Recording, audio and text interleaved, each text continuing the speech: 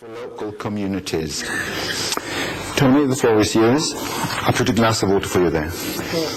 Whoops.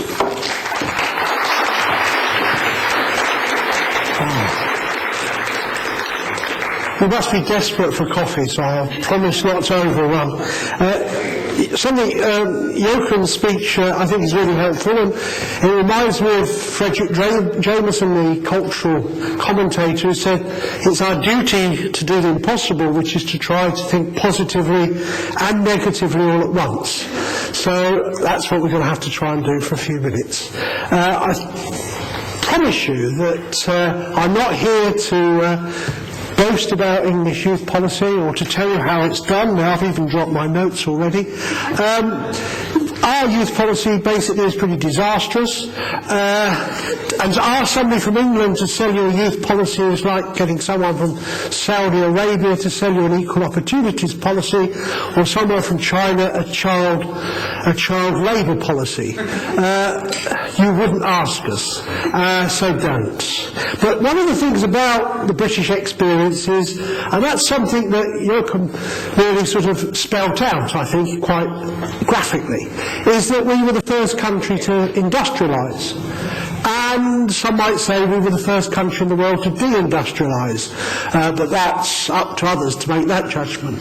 But because we were the first country to industrialise, we faced certain social problems that others came to at a later date. And it's no accident that Joseph Rowntree and people like that were quoted and discussed by the last speaker. Because if we go back to look at the roots of youth and social policy, then we have to turn so often to the English and British experiences, and there's much to learn from them. But before we go back to the English experience, and I will touch upon it, I would like to take you back a lot further. I would like to take you back well over 2,000 years. And I'd like to bring to your attention the city-state of Athens, and in particular the experiences of people, and we know the name, don't we? It's remarkable. There's not many names that have given a sense of social movement or a sense of lifelong purpose to a whole set of experiences. But I will just drop the name of Socrates. And Socrates was a gentleman who, for the latter half of his life, every day would wander down from his home to what you would call the market square, and there he would spend the day in conversation, debate, discussion. Now, he was a bit of a fraud, actually, because he always claimed he had nothing to teach. But that was a sort of Socratic device to lull his opponents into a sense of false security. In some ways, he was very much like a gunfighter, walking the streets of Laramie or somewhere in America in the 19th century. There he was, going down there to take his chance to do battle, to see if his ideas are his tricks of the trade often, although he would deny that, and he certainly was against the sophists. He would never take money for an educational encounter. Nevertheless, he went down to this public space, this street, as it were, to discuss, to debate, and to learn mutually from others as he was willing to teach. And that notion of the public space as an arena for education is absolutely crucial.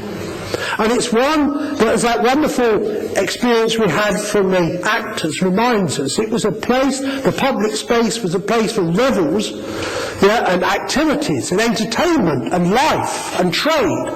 But it was also a public space where educational experiences, where people went and to seek to learn and to teach.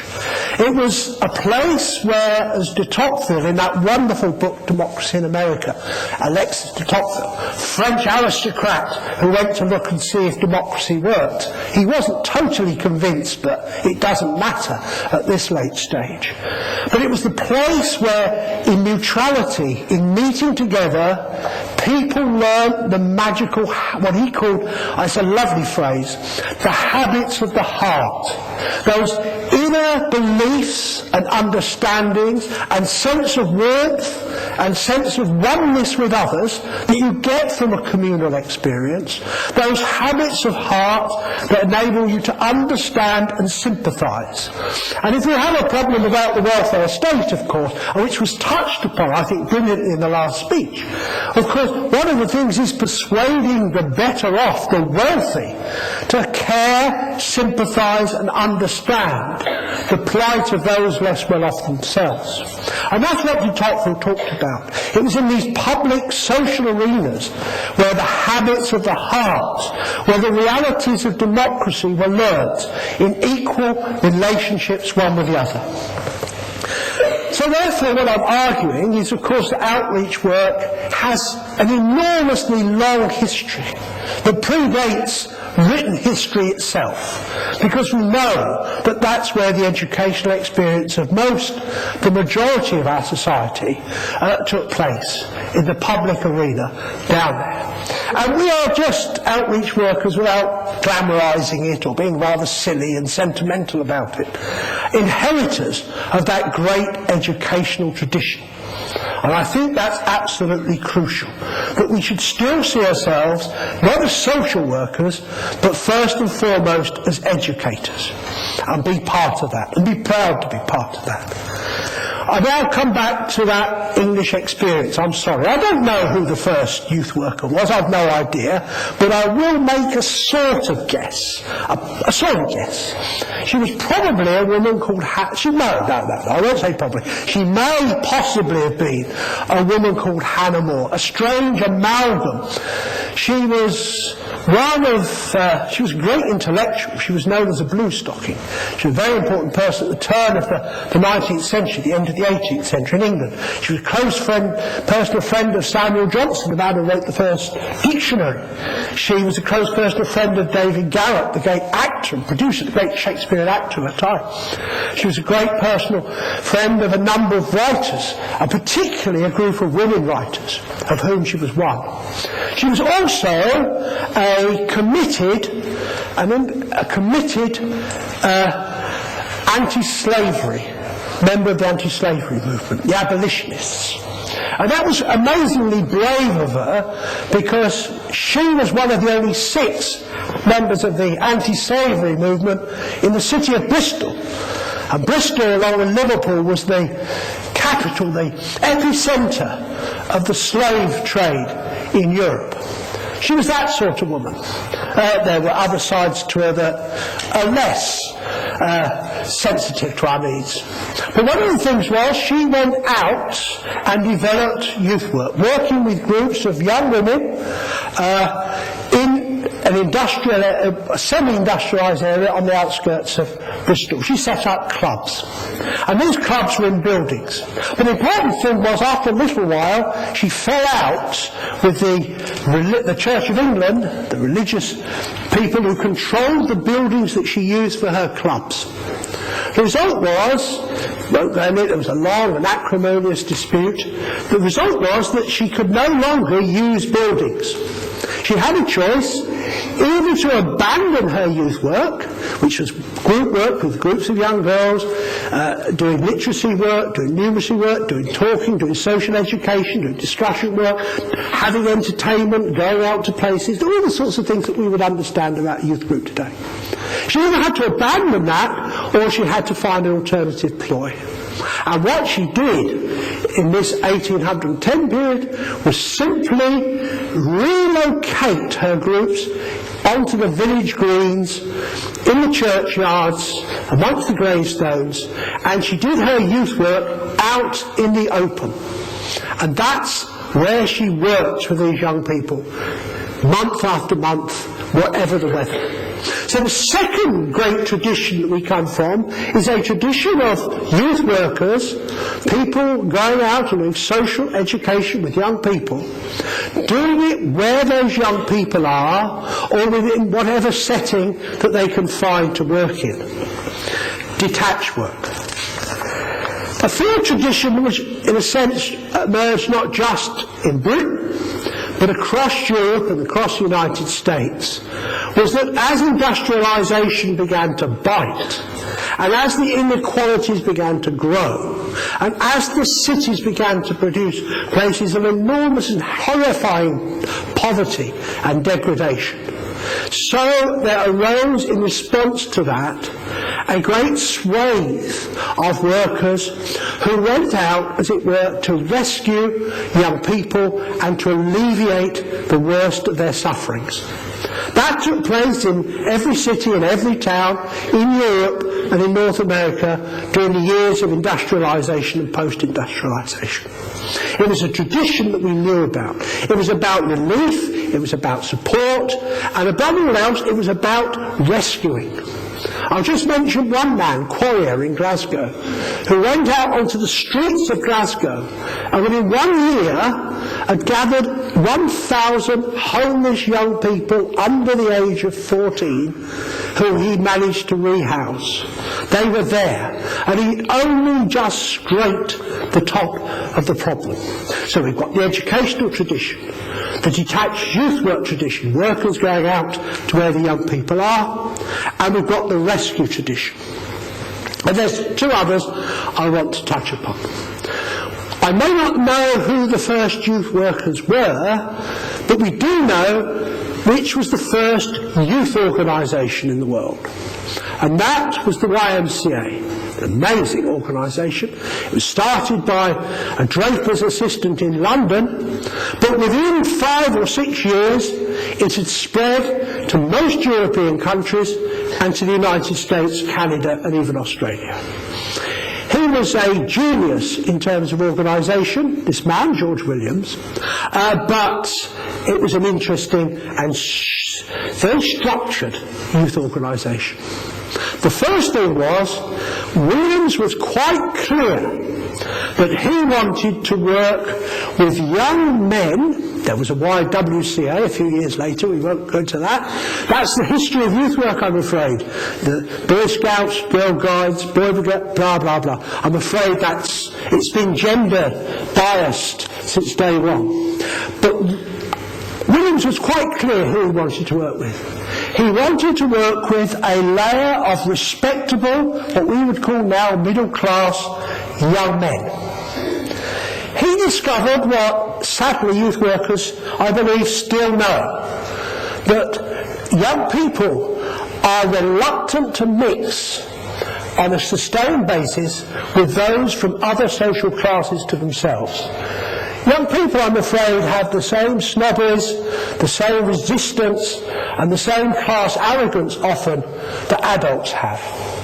Yeah, when we remember 1 in 10 Americans, according to Dow, now lives in a gated community, and that habit is growing in Europe as well. We can understand the class differentials within our societies are as rigid now as they were in the 19th century, I would argue, and maybe getting even worse. I looked at that cruise ship in your harbour yesterday. That told me, strange, it was colour-coded. All the staff appeared to be black or Asian, and the passengers all appeared to be white. I don't know, is that normal, or is that just a useful design mechanism so that they can recognise who's who on these boats? But they're fascinating, aren't they? But anyway, I'm glad it's in your port. We don't want it in Newcastle, thank you very much. You're welcome to it. It's an ugly thing, isn't it? Isn't it fine? It looks like a shopping mall on top of a barge. But anyway, you're welcome. I'm sure it's good for tourism. But the YMCA had two policies in its youth work, which was quite fascinating. One was its workers went out doing outreach work to draw people into its organisation. It was very clear where it went. It went to the places where better off young men were found to gather. It went to churches, Sunday schools, it went to clubs, it went to those sorts of places. And then it had an alternative policy, which we would call detached work. And that was it went out into the areas where it didn't want to recruit members, but where it wanted to convert young men from the working class and young women to Christianity. And so we come to the last two forms of outreach work or detached work. One was that the YMCA, like all subsequent youth organisations, went out to draw people into membership, outreach work. But it also pioneered the work of going out to convert people to a particular religious belief or political affiliation. So we have those traditions, and those 5 traditions, I would say, powerfully exist or resonate to various degrees today. The associational model, the Socratic model, in a sense, of course, is much less about the streets now and far more about the internet. But still, it's the model of the work about social change. It's the way in which those interested in political and social movements develop their links. Zeldin, in a wonderful book, says there is nothing so dangerous as conversation. I always think of that wonderful moment, the Ceausescu moment, I always call it, when the population of Romania, instead of cheering, laughed at the buffoon on the balcony. It was a wonderful, wonderful political moment, wasn't it? When they suddenly stopped cheering and laughed. Well, what Zeldin says is that it's in conversations.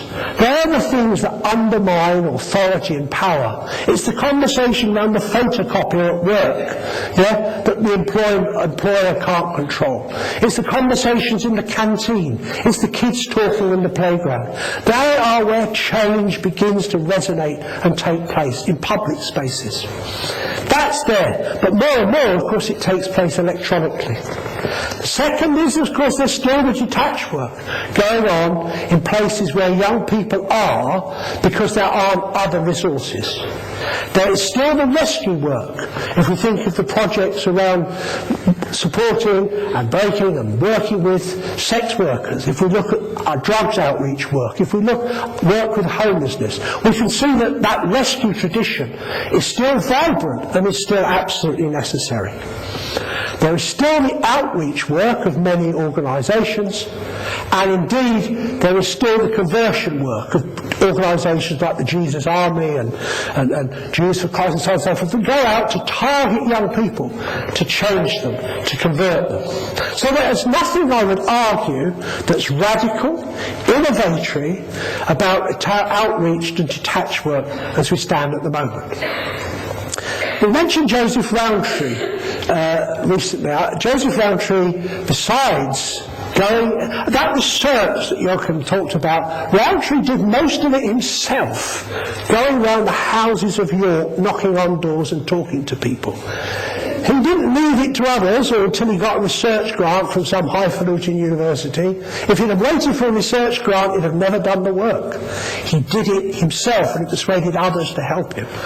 That's why so much social research today is useless, because we wait for funding. The universities are in thrall of other people's money instead of a determination to commit themselves to social change.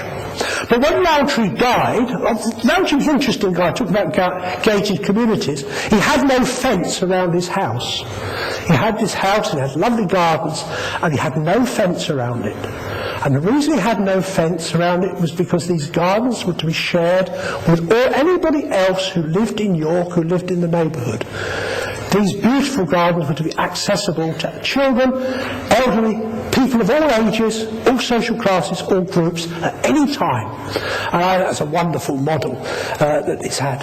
And when he died, he left all his money to certain social projects and certain programmes. And one of them was the Joseph Rowntree Foundation, who asked myself and a few colleagues to do a study of the detached work in Britain. And I'll mention it very briefly and then I'll move on to what I think are some key issues.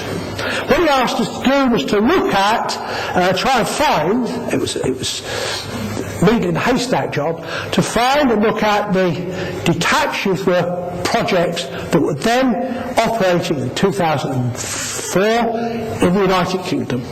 In England and Wales, not in Scotland. To find out what they were doing, to find out how they were working, and find out how successful or not they were. What, of course, we found would not surprise anybody in this room, wherever you came from. What we found, of course, was that there were a lot in some areas and very few in the others. That the density, the change between areas was enormous. In one sense that's good, because in some ways that was because they were there where the need was greatest. In others it was because local authorities and the government did not invest in those areas. The second was, and the research is available so I won't bore you with all the details, the second was, and I don't think that will particularly surprise you, was that we found absolutely irrefutable and clear evidence that street workers, people going out, meeting young people where they were, working with young people through conversation and dialogue, through discussion, through sharing and through support, that had a clear and beneficial impact upon the life chances and experiences of the young people that the workers met. In other words, we're not talking about something that may do a bit of good, may be a bit helpful, may be worth putting a few quid in. What we're talking about something is an activity, a welfare activity, that has clear, irrefutable benefits. So we don't have to revisit that research. We know it works.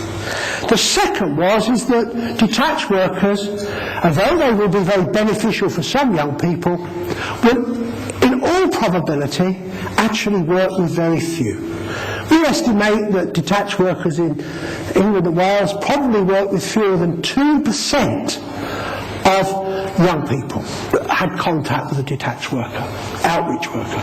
But over 75% of those young people actually had very little contact with any other welfare professional or agent for the welfare state.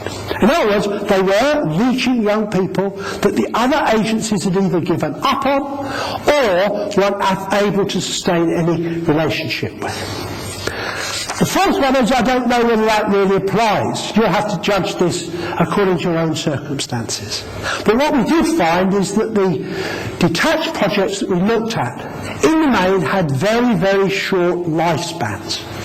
Partly because workers were exhausted, but overwhelmingly because the government, the state, welfare agencies were not willing to invest in them over a long period of time, and in periods of economic stringency or when there was some sort of crisis locally, buildings took preference over short-term outreach projects. In other words, you would often fetch the outreach and detached workers in to run the building rather than leave them out on the street. I'm sure that doesn't happen in Norway. I'm sure you don't put buildings above people here, but I'm telling you that was our experience.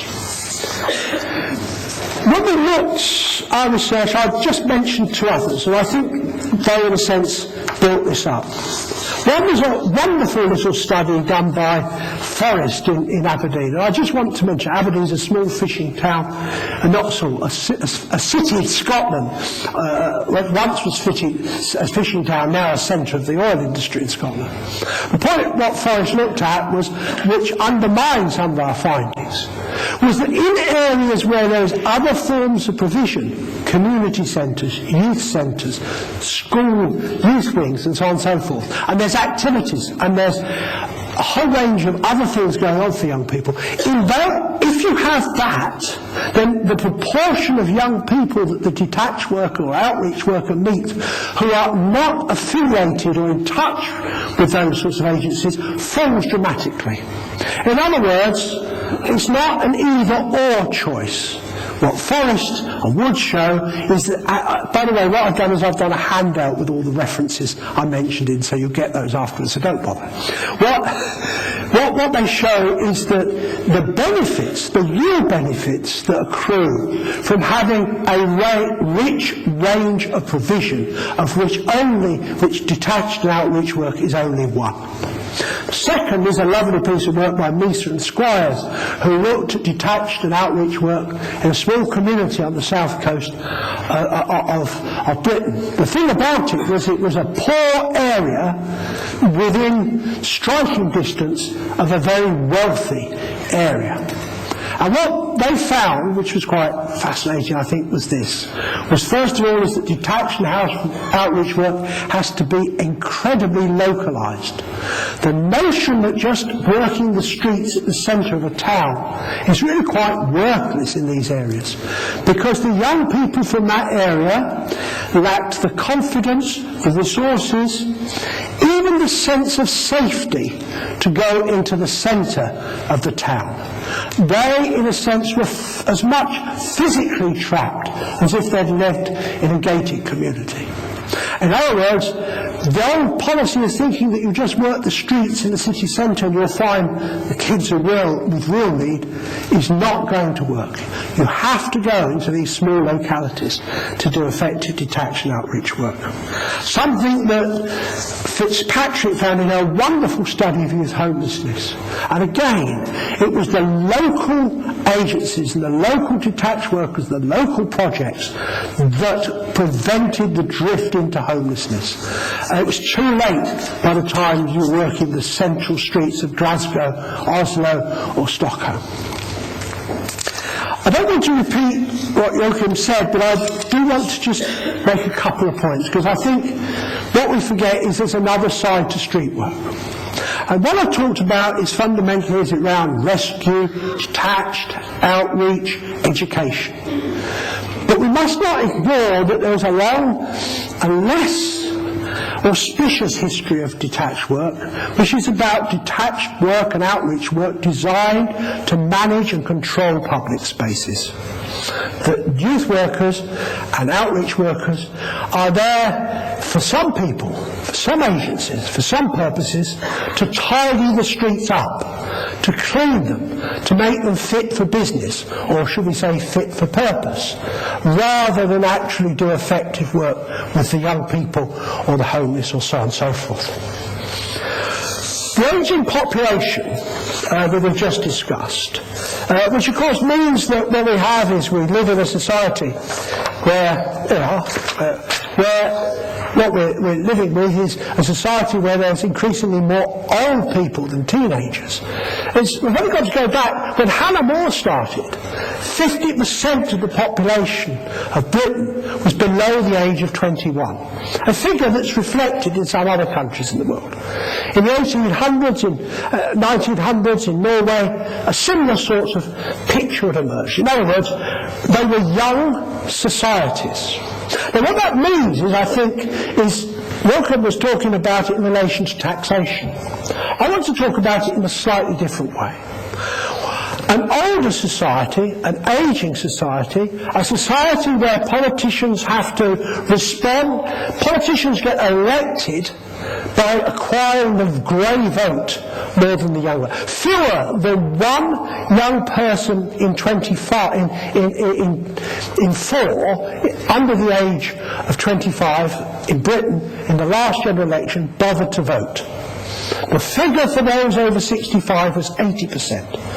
Politicians need older votes. They can basically ignore the young because the young are too lazy, too indifferent, too silly in some ways. I tell my students, you're bonkers, you deserve to have increased fees because you couldn't be bothered to vote. And they all tell you they haven't voted. So I mean, you say, well, why should politicians care about your needs? Politicians have to respond to an ageing population. Much more dynamically, in some ways, short term, it may be in their long-term interest to care for the young, but short-term interest is to accrue the vote of the elderly. What that means, I think, is that for youth workers and outreach workers, we have to accept that public space and social space is increasingly being denied young people. Their behaviour that was tolerated, their presence that was accepted 20, 30, 40 years ago is increasingly becoming denied them. We have, in Britain, shopping centres that will not allow young people dressed in certain ways in, that follow if you go to our local shopping centre, if there's more than 4 or 5 young people together, they are followed around by security from the minute they cross the threshold. They are monitored by CCTV cameras. In Britain we have 4.2 million CCTV cameras. That is, we'll work it out, we have a population of 50 million, so we have one CCTV camera, you work it out, as that one to every 12 members of the population. And they, if you talk to people who operate them, they fundamentally are training on the movements and behaviour of young people. Yeah? And as a result of that, what we have is public space that's engaged. And one of the things that youth workers, I think, are going to have to do is to somehow work much more dynamically, yeah? Not just in the streets, but for the streets, and to begin to develop intergenerational work that changes the perspective of older population, of the adult population, towards young people. Going back to Joachim's other point, more adults are now caring for an elderly relative than caring for a child. It changes their perspective on the world, it changes their perspective on young people. The second, which is a problem that wasn't touched upon, which I think we have a real difficulty about, I'm not really going to debate, and that's it. As education expands, in Britain we've just announced the raising of the school leaving age to 18. What we have is we have societies at which the point of entry into adulthood and independence that comes from wage earning and that comes from jobs and comes from housing in our societies is being pushed further and further back. We have to ask ourselves, when a third of young men are still living with their parents in Britain at the age of 28, we have to begin to ask ourselves, how can, with that level of dependency, and when locked into an education system, locked into school, how can we allow this process of denying adult status and adulthood to be pushed ever backwards? How are we going to come and deal? If youth workers don't know how to solve this conundrum, to think positively and negatively at the same time, then I don't know who is. And we're going to have to address this and think about it in a very serious way. We cannot, much juvenile crime, much juvenile delinquency is young people behaving like children. That's the problem. They're behaving like children because they have child status in our societies. Yeah? And they're naturally behaving like those who are denied independence and denied autonomy will behave. They will behave similarly. And we have to ask ourselves how we can somehow relate a longer, more intensive educational experience with the arrival of adulthood. Because actually, as we've pushed back the age of independence, the age of puberty has continued to fall. We have a mismatch, which people first began to talk about in 1900, G. Stanley Hall, and which we're still pretending is not there. And finally, and this is the last point, it wasn't mentioned by last speaker, so I want to do it. And I think this is a real challenge for detached and outreach workers over the next few years. We're going to have a difficulty with.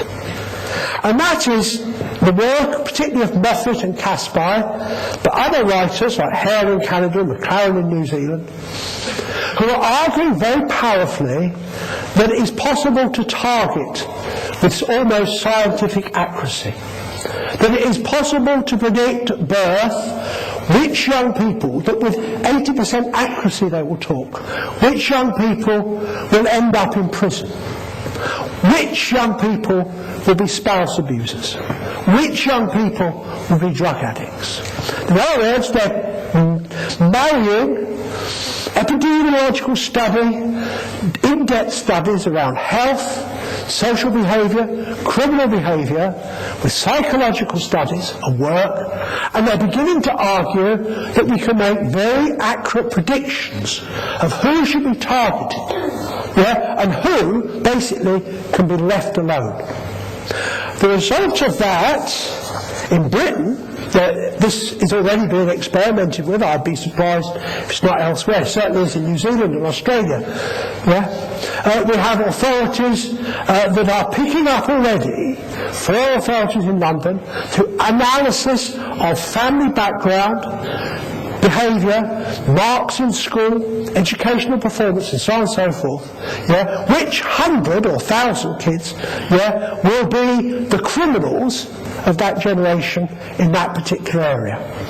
And that those young people therefore must be targeted, isolated and intensely worked with. Their movements must be monitored, their behaviour must be constantly supervised, and so on and so forth.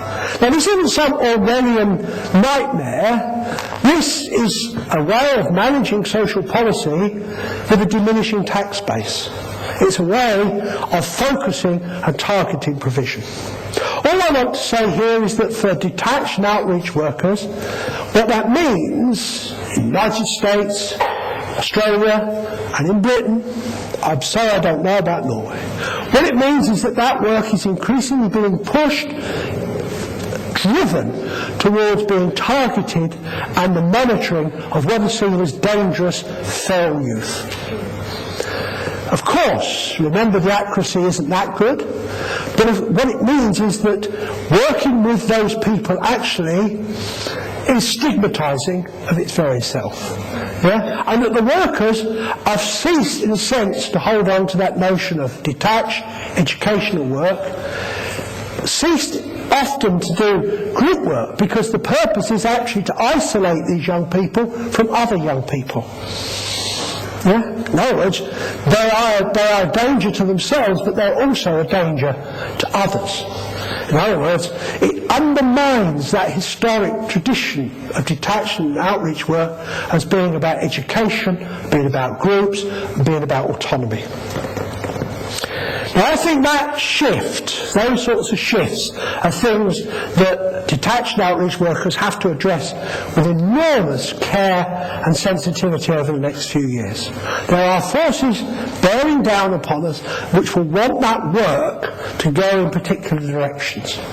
And it's a very powerful, it's a very seductive way of viewing the world. Abraham Lincoln once said, the job of us all is to try and draw the better angels of our nature. And I think in a sense that's what we've got to do. The better angels of our nature we have to bring out. And we have to try to see our work in a rounded educational tradition that has great and enormous potential. I looked at the Nobel Peace Centre on my trip yesterday. I noticed it had three words provided its motto outside. Luckily they've translated them for me. They're very kind to us, our poor English. One was broad-mindedness, one was hope, and one was commitment. I thought that just about sums up about what the conference should be about. I think the broad-mindedness is that we've probably got to understand that there are many traditions of outreach work, and there are many ways of doing it, and we've got to be fairly tolerant of each other and not expect that we're going to be able to find a Pandora's box, a magic bullet way of doing this.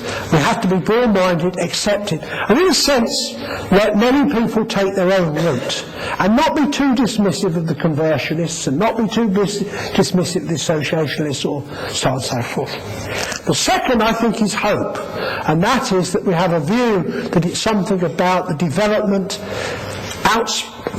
drawing on the wellspring of goodness within young people and moving them towards autonomy, helping them to gain adulthood at the earliest possible, not the latest possible moment. In other words, have a sense of hope, vision and belief in young people rather than fear of them.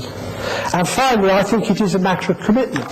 There are many other calls upon welfare funding, and there are many other demands.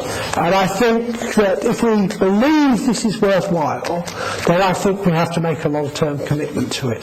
That's why conferences like this are so helpful, and that I think they are those moments that not only draw us together for the fun, but also act as a wellspring of inspiration and help us go back to our own projects, our own areas, our own little corners of the world, feeling that we're not alone out there on the street, we're not alone, but we're part of a great movement, I think, a great hope that there are these ways of working with young people. They are positive, they are successful, and they have a huge amount to offer. Thank you very much. Justin.